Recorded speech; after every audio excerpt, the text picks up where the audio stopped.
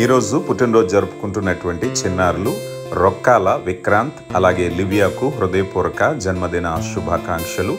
దేవుడు వారిని బహుగా దీవించునుగాక.